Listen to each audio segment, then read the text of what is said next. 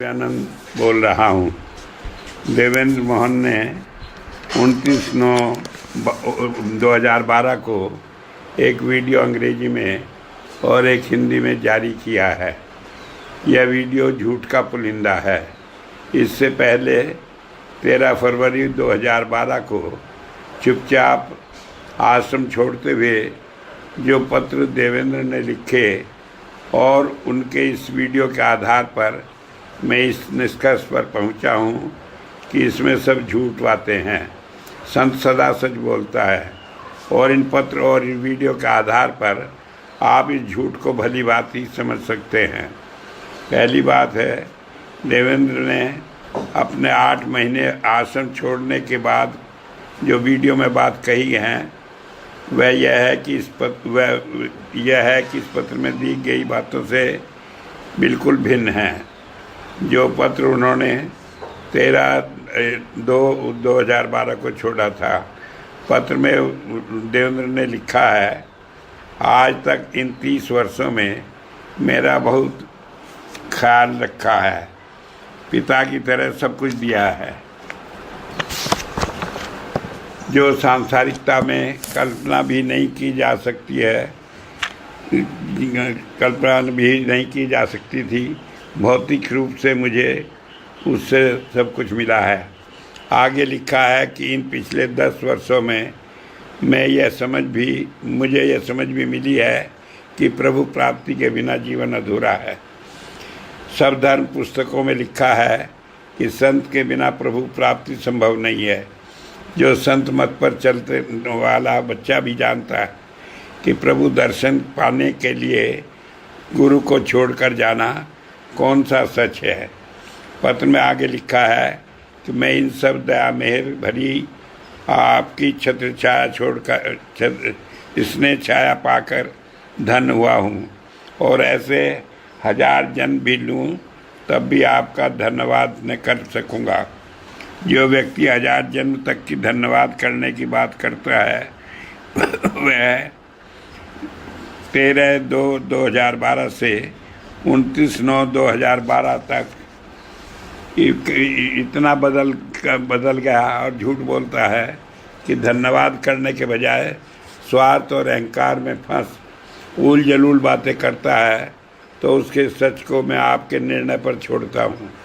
पत्र में आगे लिखा है, मुझे आपके इन 30 वर्ष के देखभाल व प्यार के सम्मान में यहीं रहकर अंतिम सांस तक इस भूमि की सेवा करनी चाहिए थी, लेकिन मैं ऐसा नहीं कर पा रहा हूँ। देवेंद्र मोहन ने इस तरह अपनी गलती तो स्वीकार की, लेकिन उससे सुधारने का साहस नहीं जुटा पाया। इस तरह सच को ग्रहण नहीं कर पाया। देवेंद्र मोहन ने अपने पत्र में आगे लिखा है कि बिना प्रभु ज्ञान या प्रभु दर्शन के सभी जिज्ञासुओं और शिष्यों को झूठी आशा दे पाना भी मुझे अपराध जैसा लग रहा है। झूठी आशा और दे पाने को किसने कहा है? मैंने तो कभी नहीं कहा कि वो झूठी आशा दे। कहा है कि संत की बात में अमोघता होती है और जब वह बोलता है वह सच होता है, उसके अंदर परमात्मा बोलता है। कोई बात कहने से पहले संत अपने मन को रोक जब अंतर्मुख होकर बोलता है तो वह झूठी आशा कैसे दे सकता है और वह कैसे झूठी आशा हो सकती है। देवेंद्र मोहन ने अपने पत्र में लिखा है कि वह स्वयं प्रभु दर्शन नहीं पा सका। उसे अभी तो यह भी समझ नहीं कि निराकार प्रभु का दर्शन कैसे होता है। फिर वह इसका निर्णय कैसे कर सकता है कि उसे दर्शन मिले या नहीं मिले। मैंने अनेक बार इस बात को सत्संग में समझाया है, लेकिन संत की बात को वही समझ सकता है जो मन को रोक संत से एकाकार हो जाए। देवेंद्र मोहन ने कहा है कि मेरे इस निर्णय के पीछे किसी का हाथ नहीं है। यह सरासर झूठ है। जो लोग 13 फरवरी 2012 से आज तक उसे सूचना देते रहे हैं, आश्रम के विरुद्ध अफवाहें फैलाते रहे हैं और जिनके स्वार्थ आश्रम को नुकसान पहुंचाने में है, यह हर घड़ी उसे अगला निर्णय लेने के लिए बाध्य करते रहे हैं। जिनका स्वार्थ आश्रम को बर्बाद करने में या पूरी तरह कब्जा करने में रहा है, वह हर घड़ी उसके साथ रहे हैं। कॉर्नेलिसन परिवार और अनेक वर्षों से आश्रम को कर्जे में दबा हुआ और दिवालिया घोषित करता रहा है। देवेंद्र के संबंधियों में दो की दया की जगह लेने की होड़ लगी अनेक व्यक्तियों को मालूम है। तो वादज्ञान का नौकरी छोड़कर आना, लखनऊ पड़े रहना और बाद में ये षड्यंत्र पूरा न होते देख तान्या को लेकर लखनऊ से हॉलैंड चले जाना और यह कहकर जाना कि हमारा सब कुछ खत्म हो गया है, हम अपनी नई जिंदगी शुरू करेंगे, ये साबित करता है कि ये सब लोग इस षड्यंत्र में शामिल रहे हैं। बाठ का यह कहना कि हमारे अपने दामाद गुरु हैं और हमें स्वामी जी से क्या लेना देना है, ये सब अधोगति का कारण बना है। मैं तो इसे पहले से ही जानता और मैंने बहुत बार स्पष्ट रूप से कहा था कि इस तरह का अभिमान और अहंकार सर्वनाश का कारण बनेगा। इस तरह अनेक व्यक्ति जो ऊल जलूल बातों को फैलाने में लगे हैं, वह इस निर्णय में साझीदार नहीं हैं। ये कैसे संभव है? देवेंद्र का यह कहना कि यह उनका स्वतंत्र निर्णय है, सरासर झूठ है। देवेंद्र मोहन ने आगे कहा है, मुझे आपसे कोई नाराज़गी नहीं है। आपने तो मुझे नाम दिया, मौका दिया। अभी यदि मुझे ही कुछ प्राप्त नहीं होता है तो यह मेरा अपना दोष है। मैं अपना समस्त जीवन साधना में लगाऊंगा और फिर भी सफलता न मिली तो इसे अपना भाग्य समझ स्वीकार करूंगा। आज इन सब बातों के विपरीत वे झूठी बातें कहकर क्या झूठ नहीं बोल रहे हैं? समस्त जीवन साधना का संकल्प लेने वाला व्यक्ति 8 महीने के षड्यंत्र और झूठी योजनाओं में सफल न हो पाकर इतना आक्रामक हो गया है, क्या यह झूठ बोलने की परिकाष्ठा नहीं है? देवेंद्र मोहन ने लिखा है, एक बात और, दया से कोई शिकायत नहीं है और न ही किसी सेवादार या आश्रमवासी से। 13/2/2012 को ये बात कहने वाला व्यक्ति 29/9/2012 को इस तरह की अभद्र भाषा माँ समान दया पर लगाएगा, यह झूठ नहीं तो क्या है? देवेंद्र हमेशा दया को मौसी कहा करता था। मौसी का मतलब होता माँ के समान। तो जिस माँ के समान दया को उसने इस तरह की झूठी और बेबुनियाद लांछन लगाए हैं, तो इसका बदलने का कारण वो षड्यंत्र है जिसमें वो फंसा रहा और जिसने सफल न होकर हताश होकर वो इस तरह की बातें कर रहा है। लेकिन मुझे इस बात में कुछ भी आश्चर्य नहीं लगता, क्योंकि जिसने अपनी माँ, जिसने उसे पाल पोस कर बड़ा किया, उसे ही व्यभिचारिणी बता दिया, तो मासी दया के लिए वह इसके अलावा कह ही क्या सकता है? देवेंद्र मोहन ने अपनी भाषा में अनेक ऐसे अभद्र शब्दों का प्रयोग किया है और ऐसी अनेक बातें कही हैं जो किसी सब आदमी के मुंह से भी निकलना संभव नहीं है। और जबकि उसने अपनी ब्रह्मलीन माता रजनी के लिए उसे व्यभिचारिणी तक कहना दुनिया के महापापी व्यक्तियों में गिनती कराता है। इसमें कोई और क्या निर्णय ले सकता है? जब उसे यह बात 2003 में ही मालूम हो गई थी, जैसा कि उसने वीडियो में कहा है, तो वह अपने से माँ से कहता तो वह अपने कपूत को यह समझा सकती। पत्र के अंत में देवेंद्र मोहन ने लिखा है, मैं हमेशा आपका ही पुजारी रहूँगा।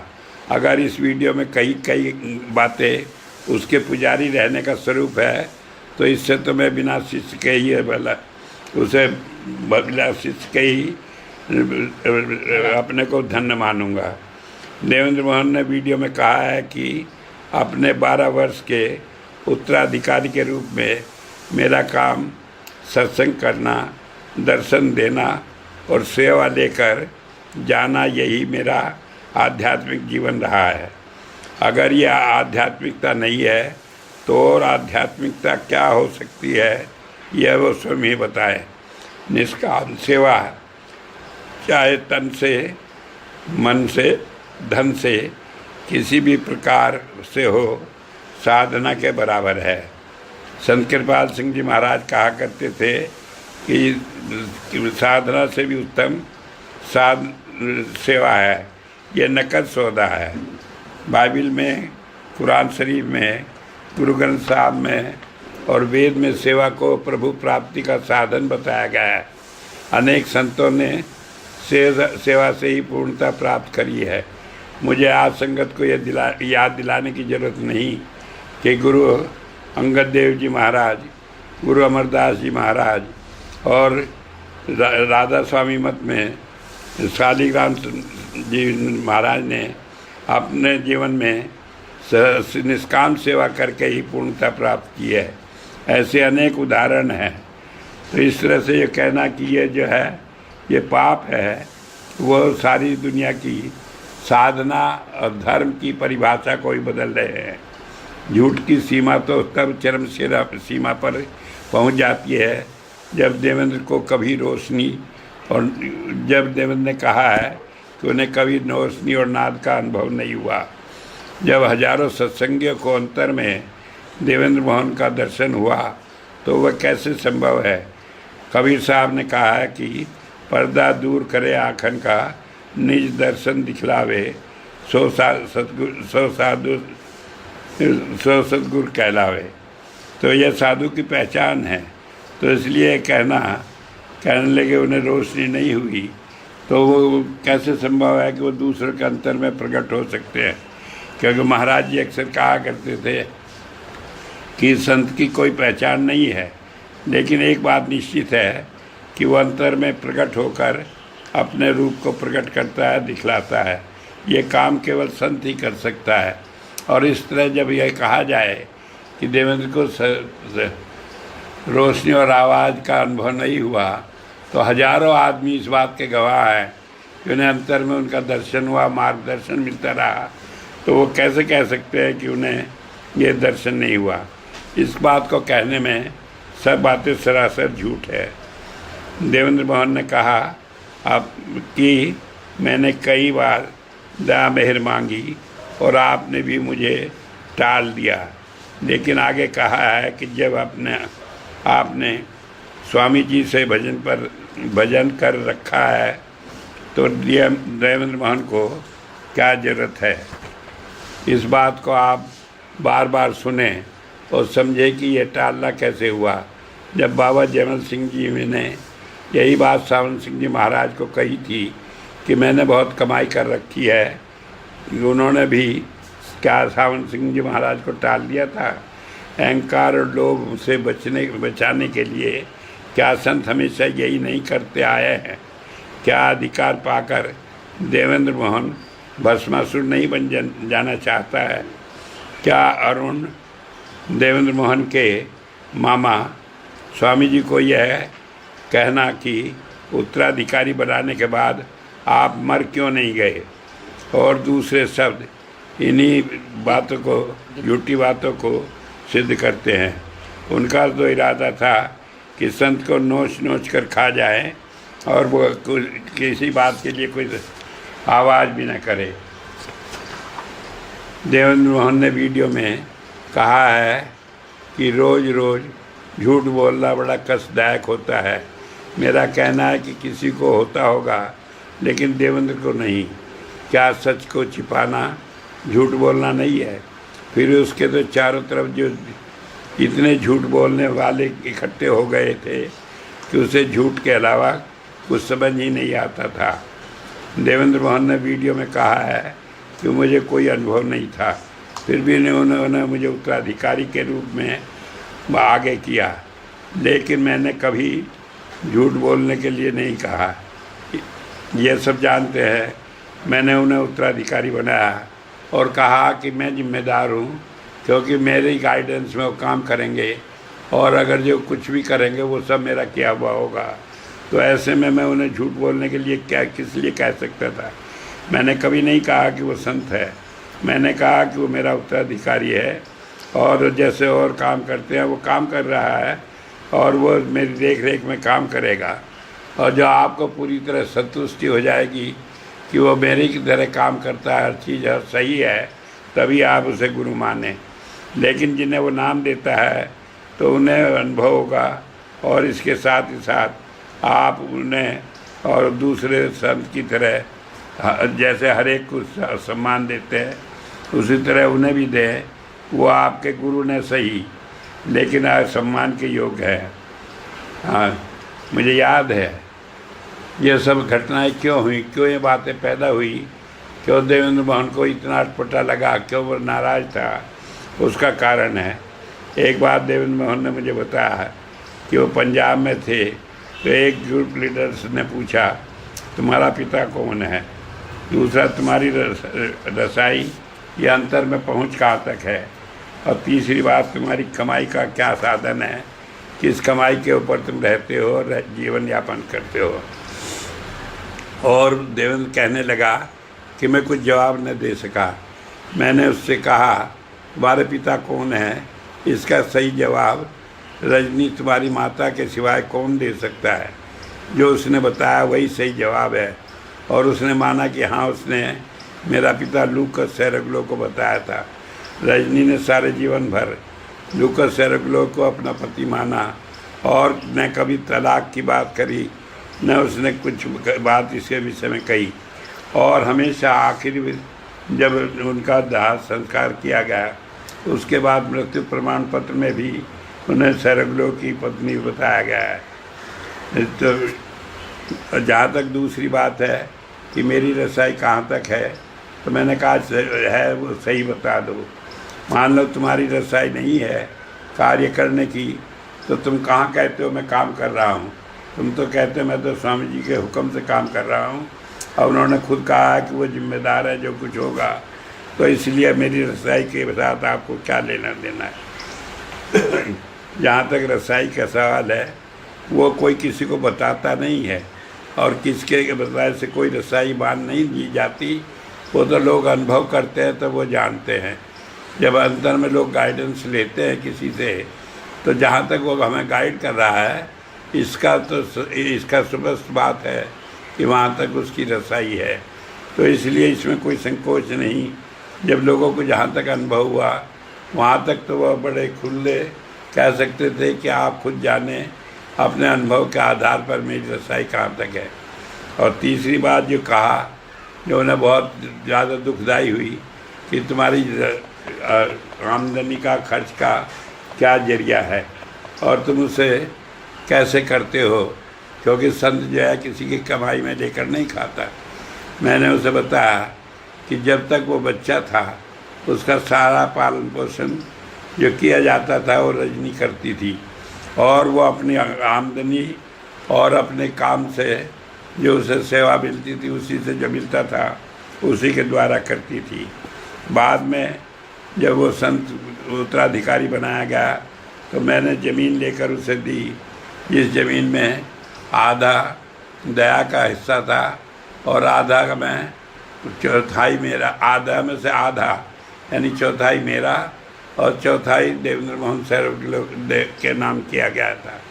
इस तरह उस ज़मीन से जो आय होती थी उससे वो अपनी गुजर करता था, और उस ज़मीन की कुल आमदनी साल भर में जो साहब हम काम करते थे उससे लगभग 2 लाख रुपए होती थी। क्योंकि उसका खर्चा अधिक था तो मैंने उसे कहा कि तुम जितना चाहो उतना इसमें से ले लो, और उसने वजह बताया कि 2 लाख रुपए चाहिए, तो हमने कुल आमदनी में से दो बार में 1-1 लाख रुपया उसे देते रहे। और इस तरह ये उसकी अपनी आमदनी का साधन था, क्योंकि खेती उसके अपने नाम में थी और हमारी जो थी वो भी उसकी थी, क्योंकि हमने उसे अपना उत्तराधिकारी बनाया था। तो ऐसी हालत में उसे 1-1 लाख रुपया जो मिलता रहा वो उसकी पढ़ाई का था। ये बात अलग है कि बाद में किसी मजबूरी में जब उसे केशवदीप, जो आज बड़े बड़े दावे कर बना फिरता है और दुनिया भर की अफवाह फैला रहा है, उसी केशवदीप की पढ़ाई के लिए देवेंद्र मोहन ने एक दफ़े मुझसे कहा कि इसका कोई और साधन नहीं है, पूरा नहीं कर पाता, तो उसे रुपयों की आवश्यकता है। तो उसने 40,000 रुपये सालाना उसके लिए कहा और मैं अपनी आमदनी से देता रहा। और जब तक वो पढ़कर पूरा सर्विस में नहीं लग गया तब तक 40,000 रुपया अलग से केशवदीप के लिए देता रहा और 2 लाख रुपए देवेंद्र को देता रहा। इसके अलावा भी उसके लिए ये करने के लिए कि उसका अपना आय का साधन हो जाए, मैंने उसे 2 सुझाव दिए और ये दोनों सुझाव मेरे अपने अनुभव के थे। पहली बात मैंने कहा कि तुम सत्संग का कलेक्शन छपवाओ देवेंद्र मोहन और उससे जो रॉयल्टी के रूप में तुम शायद ये मेरा स्वार्थ है वो तुम्हारी अपनी होगी एहसान और इसे तुम ले सकते हो कि इतनी व्यवस्था खर्च करो बनाई और मैं इन सब कुछ करना भी नहीं है। इस मिशन और की आपकी सेवा काम नहीं कर रहा, सेवा कार्य करते हुए इसी के साथ साथ एहसान फरामोशी। दूसरी बात गुरबानी मैंने में बताई उसके बहुत लिए बड़ा पाप बनाया इंतजाम किया और इसे हजारों में जो हमारा हमारा प्लांटिंग प्रिंटिंग डिपार्टमेंट है उसमें धड़क करके इसे बयान किया गया है मैनेजिंग डायरेक्टर ऐसे दिलवाई का मूवी देखा और उसके लिए उसे देवेंद्र वहाँ मोहन के ने कामों वीडियो का के प्लानिंग अंत में कहा करना और उसमें ये सेवा मेरा करने पहला के और लिए अंतिम वीडियो है। अलग से धन की इसके बाद मैं व्यवस्था कुछ कराई। न कहूँगा। उसने वो काम मेरी अभी तो शुरू नहीं परमात्मा किया, से प्रार्थना है इसलिए उसमें से मिला कि नहीं। परमात्मा लेकिन दया ये करे व्यवस्था थी कि जब और वो काम उनकी शुरू उन करेगा बातों को तब वो मिलेगा कहना बंद कर और दे। वहाँ के जो कार्य वरना थे वो इतना ऐसे बड़ा थे पाप का भागी कि होगा सेवा कार्य कि करते पापी हुए से पापी उसके लिए वो कर देखने सकता से था। कतराएंगे। हमने आज पहले वे मेहनत करके किसी भी आदमी को मेहनत की कमाई में रहना व्यक्तिगत सीख ले, खर्चे के लिए तो फिर सद्बुद्धि पैसा की बात नहीं दिया कामना है करे। और ना हम ये परिपाटी मैं- डालना चाहते हैं, क्योंकि संत मत में इस बात का विशेष आग्रह है कि हम अपनी जो है मेहनत झूठ की क्यों कमाई बोला से है? खाएं। क्यों अगर हम बोल रहा है? दूसरे कई की लोग कमाई से पूछेंगे। खाएंगे इसके तो लिए उसके मैं कर्मों बता का दूं बोझ कि मुझे जो बार उस बार धन धन के को भरे पत्र आ कमाने रहे में हैं लगा है जो उसका उसके बोझ रिश्तेदारों के हैं उपभोग जिसमें करने हम वाले को भी लेना और पड़ेगा। दूसरे लोग साथ हैं जो देवेंद्र बार बार मोहन ने ये कहा धमकी कि दे आश्रम रहे हैं में कि वो अपनी सत्संग दफे से बड़ा वीडियो गलत निकालेंगे व्यवहार हो सारे रहा आश्रम था, को इसका उसने और बीमारियां रोग हिला की कर परवाह रख न देंगे। करने की बात ये मैं कही मानता है। हूँ ऐसा कर आश्रम सकते में हैं अनेक ऐसे भाई लेकिन हैं वे भूल जो करते नहीं हैं के बराबर कि सेवा आश्रम करते मेरा हैं। बनाया हुआ नहीं जो मेरा कोई काम यदि नहीं जितना ये सक्षम परमात्मा है, का काम था। उसके अलावा उन्हें और कोई अगर जो सेवा नहीं इतने बताई अभिमानी हो जाती। चुके हैं और लेकिन जो उनका परमात्मा के काम खाने को का पीने का बर्बाद कर सकते हैं रहने तो का करें। कपड़े मुझे का उसमें कुछ कहना और नहीं जेब खर्च का पूरा प्रबंध बिना मैं ये एक बात देखे हुए कहना कि क्या चाहता सेवा हूँ। करते हैं क्या देवेंद्र नहीं, मोहन को जब सब सारी दिया बातें जाता है 2003 में मालूम और ये सब तो जो उन्होंने ये बातें इलाज अब के तक लिए क्यों नहीं छुपाई? हमने आश्रम में और अस्पताल की व्यवस्था की गई है जिसमें 2012 के पत्र और वो पत्र सेवा में कार्य देते उन्होंने हैं। जो सारी बातें उनसे कोई की, पैसा उसके न बिना दवाई का में न सारी बातें आई रजिस्ट्रेशन कर लिया जाता तो है। वह कैसे कह जहाँ सकते तक हैं कि दूसरे ये लोगों से बातें रजिस्ट्रेशन पहले करवा से रहे हैं। उन्हें मालूम वो नाम मात्र अगर था, मालूम थी तो उन्होंने बाद में छिपाया वो भी क्यों? खत्म कर दिया अगर गया छिपाया तो और उसे एक्वापंक्चर जैसी विधि प्रकट के करने लिए की क्या आवश्यकता हुई? जिसमें कई कई ये सौ उनकी रुपए उन की साजिशों सिटिंग के का लिए लोग लेते जो हैं। उनके चरण वहाँ पर एक भी वो पैसा कर नहीं रहे दिया थे। जाता। और जिनका तो एक इस तरह से ये कहना इस कि वहाँ मिशन पर को कोई बर्बाद गरीबों करना के लिए है कोई काम नहीं होता, उन्हीं का कोई है सेवा काम नहीं लेकिन है। वह कुछ भी ये करें बिल्कुल इसके गलत लिए है। मैं कुछ नहीं कहूँगा ये सब ये सब रुपया मैंने जो जो समझ देवेंद्र में मोहन आया को इन पत्रों के आधार पर आपको या बता दिया केशवदीप के लिए अब मैं दिया आप गया। पर छोड़ता हूँ ये सब मेरी कि आप ये व्यक्तिगत आय निर्णय करें या कौन उसके लिए झूठ जो बोल रहा हमने है कृषि से और आय क्या बनाई सच्चाई थी, है उससे अगर दिया किसी गया को है। कोई बात इसमें हो तो संस्था ठीक का है, कोई रुपया वरना नहीं मैं है। अपनी तरफ से सत्संगियों कोई बात इसके अलावा नहीं संस्था कहना पर चाहता। संस्था द्वारा सत्संगियों पर के आवास, भोजन, कपड़े और जरूरी चिकित्सा सुविधा के लिए हर एक समय पर्याप्त है। उन्हें इसमें कोई कमी नहीं दी जाती है। जहाँ तक चिकित्सा के लिए लोगों को कहा जाता है कि घर जाए, ये वह सिर्फ आदमी होते हैं जिनकी देखभाल यहाँ के बजाय वो समझते हैं उनके घर में अच्छी होना संभव है। ऐसे में ये कहना कि लोगों की चिकित्सा के लिए ध्यान नहीं दिया जाता ये ठीक नहीं है।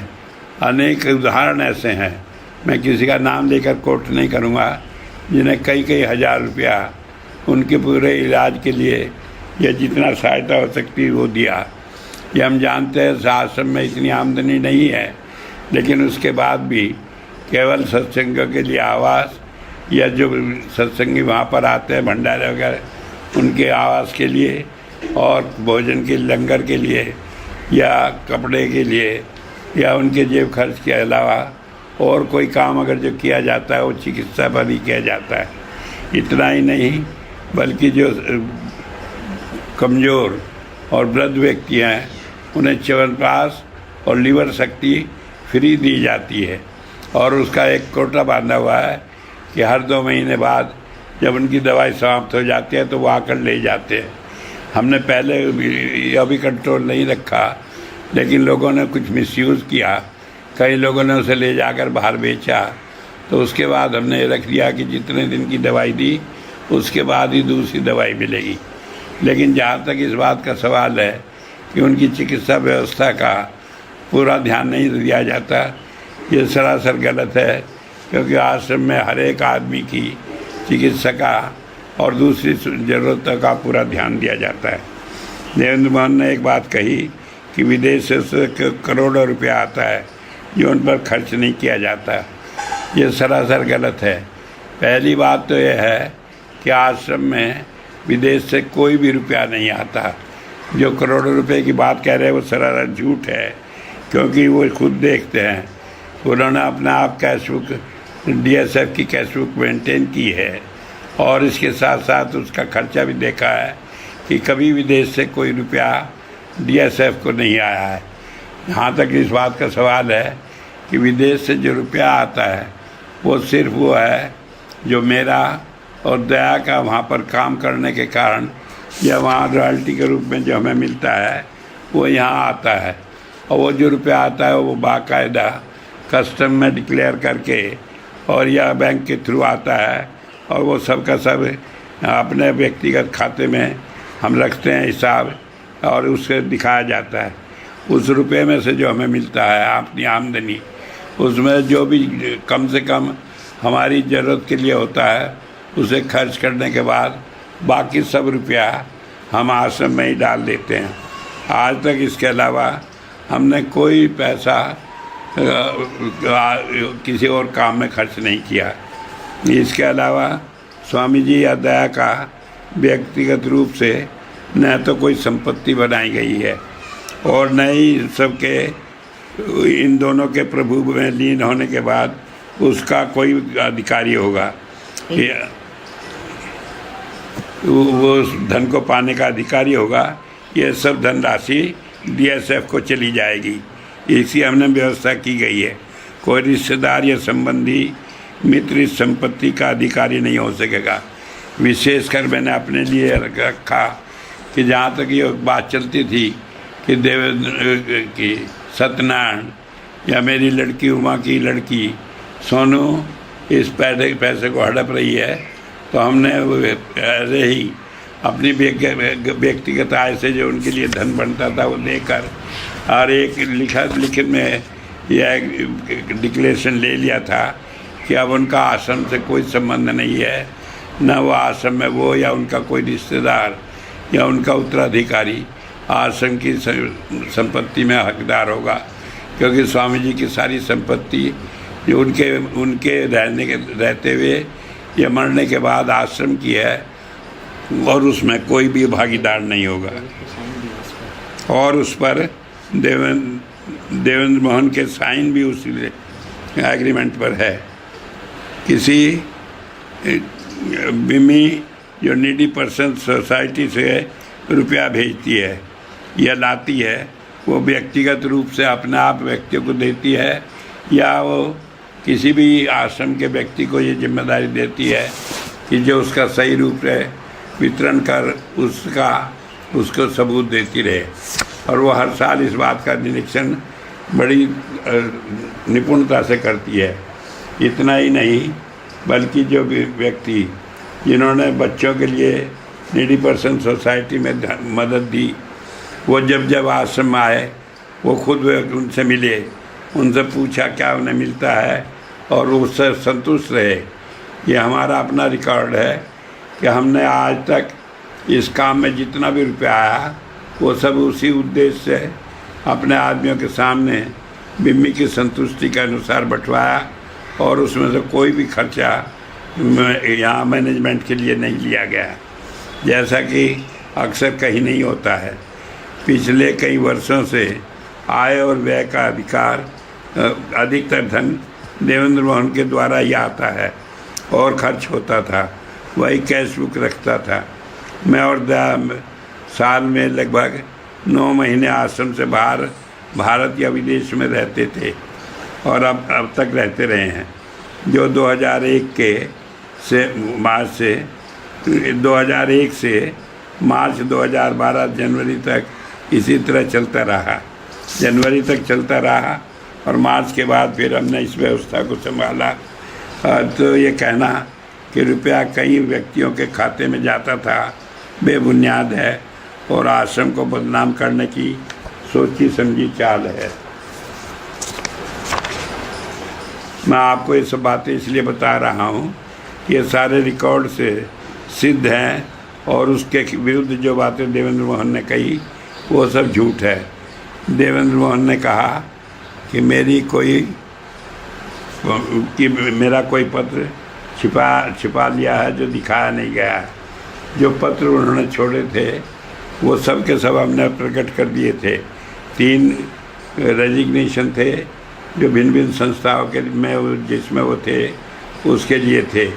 एक में उन्होंने बताया था कि उन्होंने अंग्रेजी में था कि मैंने जो संपत्ति मेरी थी वो ले ली है और जो यहाँ आया वो मेरा उसमें कुछ नहीं है, न मेरा कोई अधिकार है न मैं कुछ लेकर जा रहा हूँ। इसके अलावा कुछ बातें और कही थी वो भी हमने बताया, लेकिन वो जनरली इसलिए नहीं छपाया कि वो सबके लिए नहीं है, लेकिन सबके लिए उपलब्ध है कि वो देख सकते हैं। दूसरी और पत्र जो हिंदी में थे और जो सबके लिए थे वो हमने छपवा दिए हैं। लेकिन अगर इसके बाद भी वो कहता है कि हमने कोई पत्र प्रकाशित नहीं किया, छिपाया है, तो ये सरासर गलत है। और अगर जो समझते हैं कि कोई पत्र उनका है या न भी पत्र कोई बात ऐसी है जो वो कहना चाहते थे नहीं कही, वो अब कहकर दोबारा छपवा सकते हैं। हमें उसमें कोई ऐतराज़ नहीं है, क्योंकि हमने शुरू से ही देवेंद्र मोहन के मामले में लोगों को पत्र की कॉपी दी और कहा कि ये कॉपी जो है आप स्वयं पढ़ लें और निर्णय ले लें। जब लोगों ने मेरे विषय से पूछा कि आपकी इस विषय में क्या राय है, मैंने एक ही बात कही कि जहाँ संत होता है वहाँ काल पावर भी चारों तरफ से घेरे रखती हैं। जो कई बार इसे कहा करते थे। और जब संत को इस संसार से जाना होता है उस वक्त काल पावर का बहुत जोर होता है, इसीलिए सब घटना हुई। और इसमें जो संत होता है वो सब इससे निकल कर बिल्कुल पाक साफ होकर निकलता है, उसके ऊपर कोई बात नहीं रहती। मैंने कभी देवेंद्र के लिए न तो कोई गलत बात कही है और न मैं कहने में विश्वास रखता हूँ, क्योंकि कोई बात गलत अपने मुंह से कहना ये संत क्या आम आदमी के लिए भी अच्छा नहीं है। और संत तो परमात्मा के कार्य को करता है, वो अपनी मर्जी से कोई बात कहता ही नहीं। इसलिए कहा है कि जो भी बात कहनी है उसे संदेह की बात कहते हैं।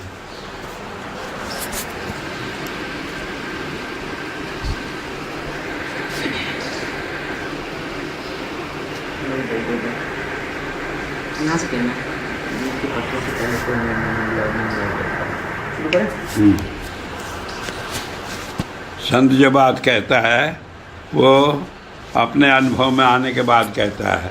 जब भी मेरे से किसी ने कहा, मैं यही कहा कि पत्र आपके सामने है, आप इससे निर्णय निकालें और जो बातें होती हों उन्हें आप अपना आप जज करें, क्या बात सही है क्या गलत है। मैंने एक बात अक्सर कही जाती है कि मैंने कहा नाम कटा संत है, लेकिन जब नाम कटा संत है मैंने उन्हें समझाया था कि ये कोई बुरी भावना नहीं है, बल्कि अगर जो कोई सत्य का जानने का इच्छुक होगा वो जानेगा कि उसमें मैंने संत कहा है। और नाम कटा इसलिए कहा, उन्होंने नाम कटवा दिया। और इसके लिए मैंने डॉक्टर पनेसर की बात उदाहरण दी थी महाराज जी के ज़माने में, जब उन्होंने महाराज जी का काम करने को मना कर दिया था और उसका उन्होंने जीवन भर उसका पश्चाताप रहा। तो मैं तो सिर्फ ये कह रहा हूँ कि उसे हम संत हैं, लेकिन वो नाम कटवा के अपनी जिम्मेदारी से भाग रहे हैं। क्यों जा रहे हैं, क्या है, या इसके अंदर कोई रहस्य है, वो तो वही जाने, उससे हम क्या कह सकते हैं। आज तक मैंने कभी उनके लिए कोई बुरा शब्द नहीं कहा। और फिर मैं इस तरह की बात नहीं करना चाहता, क्योंकि मेरे लिए सारे आदमी बराबर है। मैं कभी किसी की बुराई नहीं करता, न मैंने कभी कही है। देवेंद्र मोहन ने कई जगह कहा कि स्वामी जी गुस्सा होते थे, दया नाराज रहती थी। मैंने एक भी घटना ऐसी याद नहीं अपने जीवन में जब मैंने उसे नाराज़गी की कही हो। और जहाँ तक इस बात का सवाल है कि वो मेरा कहना नहीं मानता, एक नहीं हजारों ऐसे उदाहरण हैं जब उसने कहना नहीं माना। और मैं तो कहूँगा कि उसने जीवन भर एक कसम खाई हुई थी कि वो मेरा कहना मानता ही नहीं था। कारण ये था कि उसे अहंकार था और अभिमान था, और वो सोचता था कि वो ज़्यादा समझदार है और मुझे समझ नहीं, इसीलिए वो कई बार ऐसी बातें करता था। एक दो बात के लिए मैंने उसे कही, जब उसने बिल्कुल नहीं मानी तब भी मैं कोई बात होता था कह जरूर देता था बड़े सहज स्वभाव से। बाकी वो नहीं मानता था तो मैंने उसे कभी दूसरी बात नहीं कही। जहाँ तक इस बात को स्पष्ट करने की है कि कौन ऐसी बात है जो उसने नहीं मानी, उसे मैं पब्लिक यहाँ तो नहीं करूँगा। लेकिन अगर कोई व्यक्तिगत जरूर से जानना चाहे तो मैं बता सकता हूँ, और वो खुद निर्णय ले सकते हैं कि मेरी बात में कितना सच है। देवेंद्र मोहन ने उत्तराधिकारी बनाए जाने के विषय में कहा है कि वह महाराज जी का नहीं बल्कि पहले से सोचा समझा मेरा निर्णय था। यह बात सरासर गलत है। मैं आपको याद दिला दूं कि 13 नवंबर 2001 से पहले मैंने एक कैसेट निकाला था जिसका शीर्षक था मेरा उत्तराधिकारी कौन, और उसके विषय में कई इशारे भी दिए थे। और उसमें मैंने एक घोषणा की थी कि अगर कोई यह बता दे कि मेरा उत्तराधिकारी कौन होगा तो उसे इनाम दिया जाएगा। जबकि उत्तराधिकारी का नाम जर्मनी में नोटरी के यहाँ लिखकर कई साल पहले सील करके रखा हुआ था, जिसका पता जर्मनी में भी किसी को नहीं था कि उसमें किसका नाम लिखा है। इसके अलावा उसके उत्तराधिकारी कौन, उसमें इस कैसेट का वर्णन है। और जब 13 और 14 नवंबर की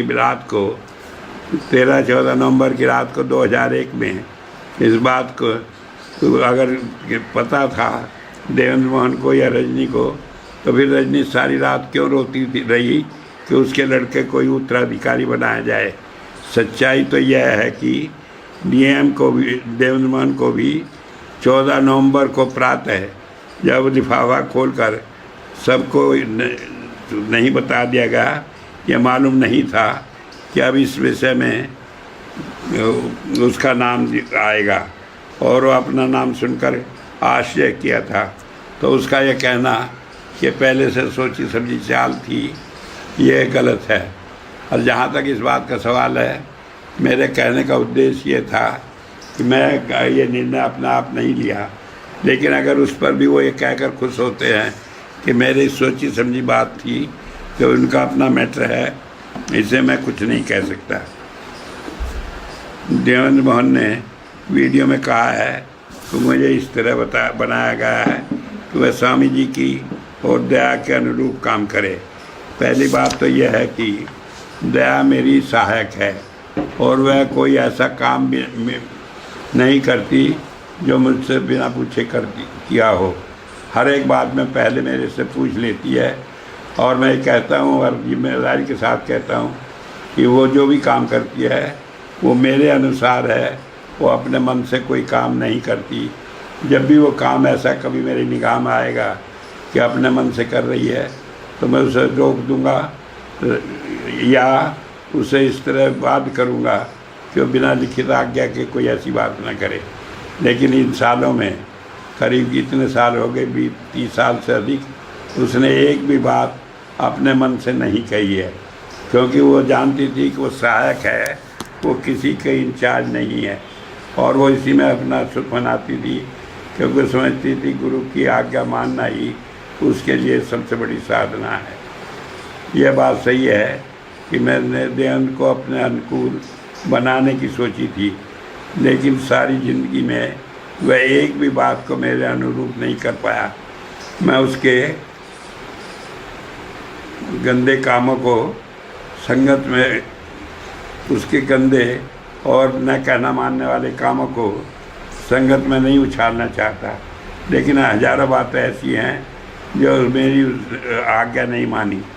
मैं तो यह भी कह सकता हूँ कि वो किसी भी बात को मानना नहीं चाहता था, क्योंकि उसके अंदर इतना अभिमान था, वो सारी बातें अपनी करता था। तो मैंने कई बार कहा कि जब भी तुम बात कहो वो किसी ग्रंथ के आधार पर कहो, जबानी या जिसका कोई प्रमाण ना हो वह मत कहो। लेकिन उसने कभी इस बात को माना नहीं, और इन सब बातों को मैं महाराज जी पर छोड़ता रहा कि वह उसको आज्ञा मानने वाला बनाए। इसलिए मैंने देवेंद्र को उत्तराधिकारी बनाया। क्यों बनाया, यह पूछने की न मेरे अंदर हिम्मत थी न आदत थी, क्योंकि जो हुजूर का आदेश होता था मैं उसी को अपने लिए मंत्र मानकर उस पर चलता था, और कभी उसका कारण मैंने नहीं पूछा, न पहले पूछा न उनका कार्यभार संभालने का पूछा। देवेंद्र मोहन ने वीडियो में कहा है कि किताबें पढ़कर और दुनिया के अनुभव कर उन्हें परमार्थ की समझ लगी है। धर्म पुस्तकें कहती हैं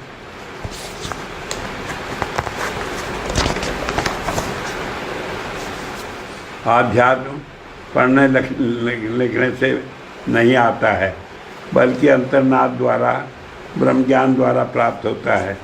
मुझे समझ में नहीं आता कि कैसे उसने किताबें पढ़कर आध्यात्म की समझ पाई, जो वह अपने 30 या 25 साल के संत के सानिध्य में रहने से प्राप्त नहीं कर पाया। संत कृपाल सिंह जी महाराज कहा करते थे कि पढ़े लिखों को पहले अनपढ़ बनाना पड़ता है, फिर वो उन्हें आध्यात्म की समझ आती है। हमेशा हर धर्म में इस बात को कहा गया है। बाइबल में कहा है law of Lord is eternal to make the wise simple to invert the soul, कि परमात्मा का नियम सदा एक है कि पढ़े लिखे को बेपढ़ा लिखा बनाकर परमात्मा की आज्ञा में रहने वाला बनाना, जिससे आत्मा अंतर में जा सके। तो इस तरह देवेंद्र मोहन को 32 साल में जो संत के साथ रहकर समझ नहीं आया, वह 13/2/2012 से आश्रम और गुरु को छोड़कर चले जाने पर काम, क्रोध, लोभ, मोह, अहंकार में डूबे व्यक्तियों के संपर्क में रहने से 8 महीने में कैसे समझ में आ गया, यह वही जानते हैं। यह अनोखा आध्यात्मवाद है जिसे देवेंद्र मोहन ही जानते हैं। देवेंद्र मोहन ने वीडियो में कहा है कि उसे उसकी माता रजनी के सामान से उसके और लूकस के वाद विवाद के कुछ कागजात मिले हैं। उसने यह बात कभी नहीं बताई, पहली बार वीडियो से यह बात प्रकट हुई है। उसे क्या इस बात को छिपाकर रखना सच बोलना है।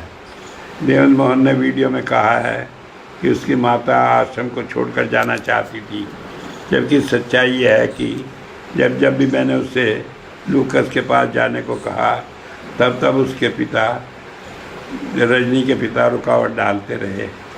इसके बाद सुनीता की शादी विदेश में करने के लिए विरोध में भी उसके पिता रहे हैं। वो केवल रजनी की ओर से जोर देने से ही संभव हो सका कि सुनीता की शादी विदेश में हुई।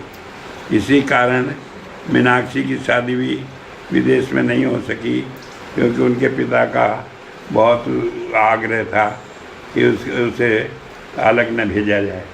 बेटियों के प्रति इतना मोह अपने पास रखने का उन्हें क्या था, ये बात समझ में नहीं आ सकती।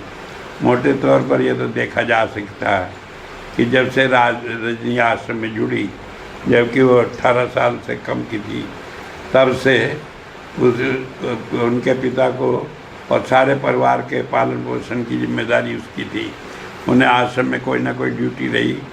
और इतना ही नहीं, जब उसकी शादी हुई तो शादी में भी उसके माता पिता ने एक भी पैसा नहीं खर्च किया, बल्कि आज बैंक से फोटोकॉपिंग मशीन के लिए लोन लेकर उसमें से टर्म लोन में जो पैसा मिला वह उसे सामान में खरीदने में लगाया, और जो वर्किंग कैपिटल मिली 25,000 वो पूरी लेकर उससे शादी की। बाद में उसे वर्किंग कैपिटल मैंने प्रोवाइड करके काम शुरू कराया। लेकिन मेरा कहने का मतलब ये है कि हो सकता है यही एक वजह हो कि वो रजनी को तो कम से कम जाने नहीं देना चाहते थे, इसीलिए वो बार बार वो उसे बाहर जाने से रोकते रहे। यह कहना कि मेरी वजह से वो नहीं हुआ, ये संभव नहीं है।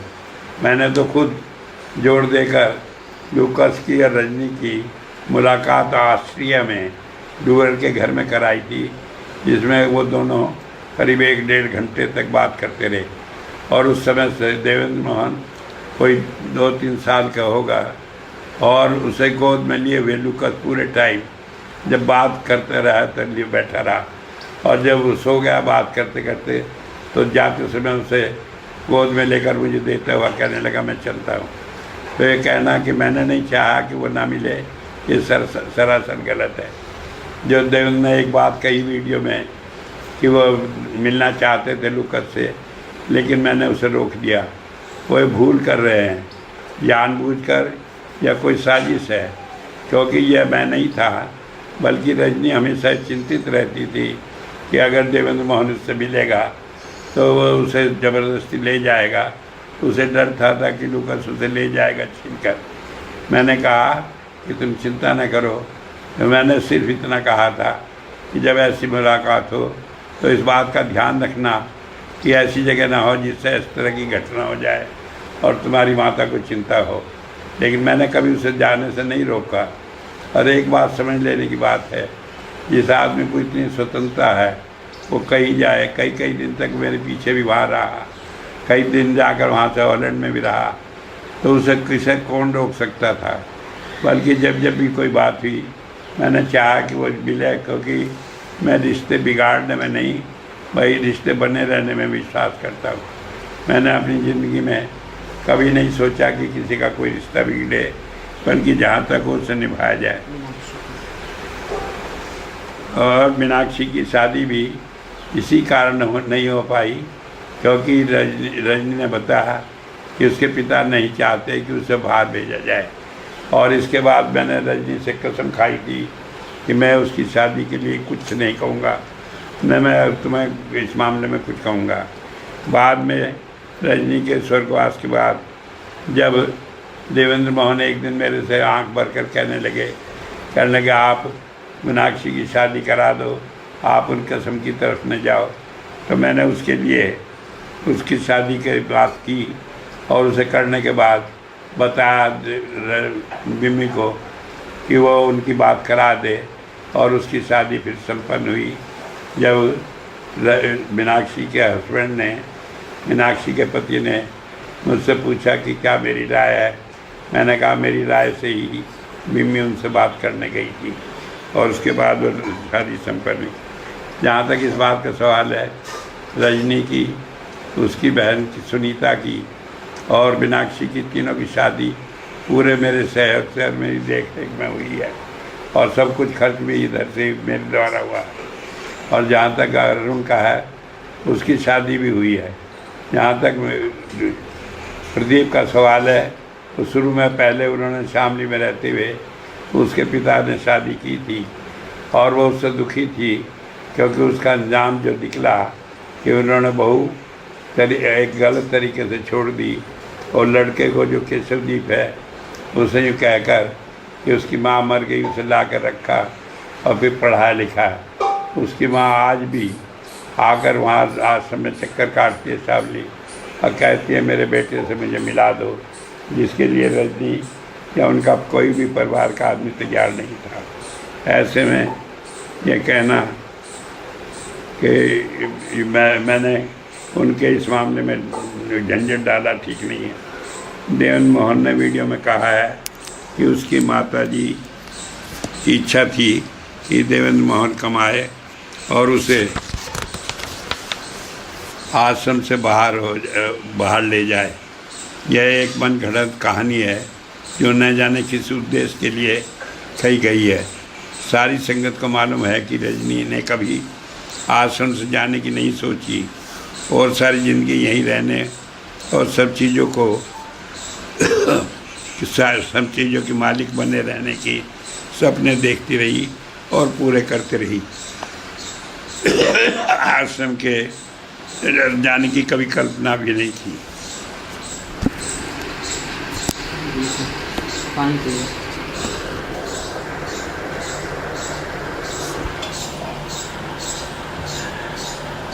यहाँ से पढ़ना आ सकते हैं।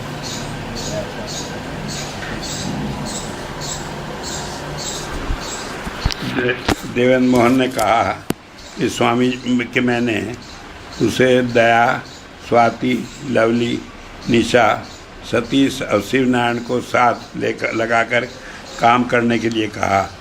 सच्चाई यह थी कि मैंने उसे बैठकर अपनी पसंद के स्टाफ को लेकर काम करने के लिए कहा।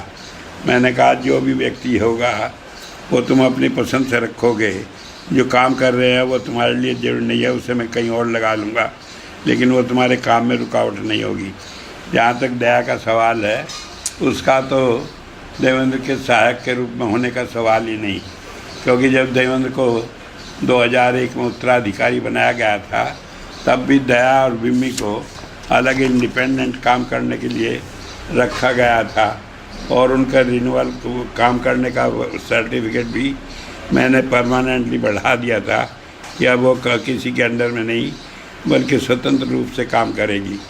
और अगर ये सोचता है कि वो इतना बुद्धिमान है कि दया से काम ले सकता है तो मैं समझता हूँ ये उसका बहुत बड़ी भ्रम है, क्योंकि दया या जो स्टाफ उसने बताया है उस जैसी सिंसियरता काम करने की आज तक भी उसमें नहीं आई थी, जो कि इस बात से देखा जा सकता कि उसे जब कैशबुक का काम दिया गया जो इतनी ज़रूरी है कि हर रोज़ होनी चाहिए, हर महीने होनी चाहिए, उसे कई कई महीने तक डाले रखते थे और बार बार जोड़ देने पर कई बार तो इतना नागवार उसे लगती थी तब वो पूरी कराई जाती थी।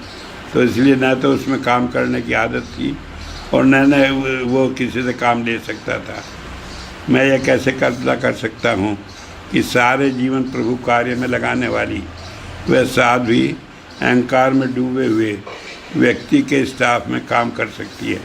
इसलिए उनका अधिकार पत्र स्वतंत्र रूप से चलता रहा और रहेगा। देवेंद्र इसी तरह जर्मनी में बिम्मी का भी था और बाद में भी कभी सवाल पैदा नहीं हुआ कि देवेंद्र मोहन वहाँ पर कोई कंट्रोल रखेगा। मैंने कहा था कि उससे स्वतंत्र रूप से जो सहयोग कर सको तुम करोगे, लेकिन तुम्हारा यूरोप भर में कोई अधिकार नहीं रहेगा, तो इस काम का स्वतंत्र अधिकार बिम्मी का रहेगा। जहाँ तक इस बात के सवाल है काम करने की, और वो बात अमेरिका की थी कि अमेरिका में नए काम करने के लिए वो चाहें तो उसे आप बाटियान को या और भी जिन्हें वो अपना सहयोगी समझे स्वतंत्र रूप से लेकर उस काम को कर सकते हैं। उसके लिए दिव्यानंद स्पिरिचुअल फाउंडेशन अमेरिका नाम की संस्था भी बनाई गई, वहाँ पर भूमि भी ली गई और उसके साथ ही साथ वहाँ कुछ काम भी शुरू किया गया, जिसमें ज़्यादातर देवेंद्र मोहन और उसके ससुराल के आदमी थे और उनकी पसंद के आदमी थे। तो उसमें काम शुरू करने के लिए मेरा नाम और बिम्मी का नाम और संध्या का नाम था, लेकिन जब उसने दिक्कत महसूस की और स्पष्ट रूप से बार्ट कॉर्निशन ने कहा कि इन्हें हम नहीं रखना चाहते, तो मैंने बड़ी खुशी अपना भी और सबका त्याग पत्र देकर कह दिया कि आप स्वतंत्र हैं कि आप इस काम को करें।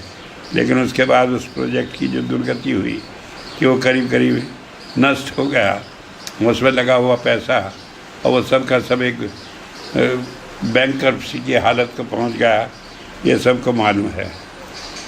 देवेंद्र मोहन ने कहा कि अपने प्रस्ताव और सुझाव मुझे दे रहे थे कि वह भूल कर जाता है कि गुरु शिष्य को प्रस्ताव और सुझाव नहीं देता, केवल आदेश देता है। अगर शिष्य नहीं मानता तो वह उसे कर्म भोगने के लिए छोड़ देता है। सतीश और शिवनारायण को सत्संग के लिए रखने का सुझाव देवेंद्र का अपना था और बाद में तो सत्संग का कोई भी कार्य सतीश ही करता था, देवेंद्र को अपनी ही रासलीलाओं से फुर्सत नहीं आती मिली थी। बाद में तो मिट्टी बर्तन में खाना बनाना गौमूत्र और स्वामी रामदेव के शिष्य के रूप में ही देवेंद्र मोहन का एकमात्र उपलब्धि रह गई थी। मैंने कई बार उसे समझाया कि इन बातों का आध्यात्म से कोई संबंध नहीं है। मेरे बार बार मना करने पर भी वह नहीं माने और न ही वह अपने को पतन से बचा सके। जहाँ तक दया की भतीजी को विदेश में काम करने का सवाल है, न तो देवेंद्र का अधिकार क्षेत्र था, क्योंकि वो उसका जन्म यूरोप में कोई अधिकार नहीं था, और न ही इस तरह की कोई बात हुई, क्योंकि बिम्मी विदेश की स्वतंत्र प्रभार धारण किए हुए थी। यह हास्पद है कि जो स्वयं किसी योग नहीं, उसे मैं भविष्य योजना के लिए सलाह या मशवरा करूं। मैं केवल प्रभु से प्रेरणा लेता हूं और किसी से सलाह मशवरा नहीं करता। देवेंद्र ने अब वीडियो में कहा, दया एवं दया की भतीजी और उसके अनेक बहनों से मेरे संबंध होने की बात कही है। इस तरह के आरोप बेबुनियाद हैं और ये नासमझ है। लोग संतों के लिए हमेशा ऐसी बातें करते हैं। मेरा जीवन एक खुली किताब है और इसमें जो चाहे दर्पण में अपने विचारों को देख ले। इस विषय में मैं संत परंपरा के अनुसार चुप रहूँगा और अपने विषय में कोई ज़्यादा सफाई देना नहीं चाहता। सब लोग अपने अनुभव से जान सकते हैं, क्योंकि कहा है कि जब तक न मानूँ, जब तक न देखूँ अपनी नैनी, तब तक न पति जो गुड़ की बहनी। एक बात मैं बता दूं, जिस तरह की उल जलूल बातें देवेंद्र ने की है और बिना सिर पैर के की है, कोई सबूत के बिना की है, ये कोई समझदार आदमी भी नहीं कर सकता। जिसे हम संत कहे वो कैसे कर सकता है। लेकिन फिर भी मैंने समझा कि शायद जैसे उसने अपनी चिट्ठी में लिखा है, ये चाइल्डिश हरकत है, बचकाना आदत है, वो कर रहा है, तो शायद बचकाना हालत इन नेगेटिव पावर को दूर करने के लिए हो, या उसके अंदर जो अभिमान आ गया इसे ख़त्म करने के लिए हो। क्योंकि जब वो जान लेगा उनकी इस तरह की बातें कोई सफलता नहीं दिला सकी, तो उसे स्वयं समझ आ जाएगी। यह हालत आज तो गई है, क्योंकि जितने भी षड्यंत्र रख कर उसने कोशिश करी आश्रम को कब्जाने की, और जो षड्यंत्र में इनके सलाहकार थे सब ने अपने पूरे जोड़ लगा लिए। इनमें सबको मालूम है कि लखनऊ में सत्संग न करने देने की चेतावनी देना, सेवा न देना, सत्संग न करने देना, सतीश को सत्संग न करने देना, इसी तरह में और रुकावटें खड़ी करना, और अब ये नया सिलसिला कि सारे आश्रम को बदनाम करना, ये सिद्ध करता है कि उसने आखिरी हथियार भी हताश होकर उठा लिया। आज से 7-8 दिन पहले देवेंद्र का मेरे पास फ़ोन आया था। उसने उसमें 7 लाइनें कही है। पहली बात कही कि आपने मेरा जीवन बर्बाद कर दिया, मैं बर्बाद हो गया हूँ। मैंने कहा, मैंने कैसे बर्बाद कर दिया? तुम खुद आश्रम छोड़ के गए हो, मैंने कुछ नहीं कहा। फिर दूसरा उसने कहा, कहने लगे कि मैं ऐसी हालत नहीं थी, मैं वहाँ रहता। मैंने कहा, अगर जो ऐसी कोई हालत थी तो तुम्हें मुझे बताना चाहिए था। तीसरी बात उसने कही, कहने लगे वहाँ की हालत ऐसी थी कि जो बर्दाश्त के बाहर थी। मैंने कहा, तुमने एक बार तो मुझे बताया होता, कभी बताया? और उसके बाद कहने लगा कि मैं अब कभी नहीं आऊँगा, क्योंकि आप अपने को भगवान कहलाते हैं, ये कहलाना बंद कर दे। मैंने कहा, मैंने किसी को नहीं कहा मुझे भगवान कहे। मैं तो शुरू से संत चरण अनुयायी रहकर संतों के चरणों में लगकर ही अपना जीवन बिताया है, और उन्हीं का दास होकर मैं काम करता रहा हूँ। मैं किसी संत परंपरा से आगे या पीछे नहीं होता। अंत में ये कहूँगा कि देवेंद्र ने लिखा है, फिर भी मुझे किसी से कोई खेद नहीं है, न ही कोई शिकायत है। यदि मुझ पर स्वयं गुरु की कृपा न हो तो संसार की कृपा का क्या फ़ायदा?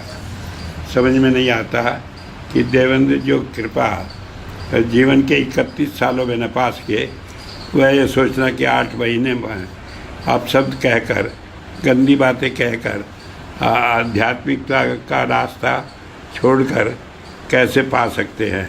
अगर पा सकते हैं तो ऐसी आध्यात्मिकता उन्हें ही मुबारक हो। नरेंद्र मोहन ने पत्र के अंत में लिखा है कि शायद यह मेरा स्वार्थ है या एहसान फरामोशी भी कि इतनी व्यवस्था आपने बनाई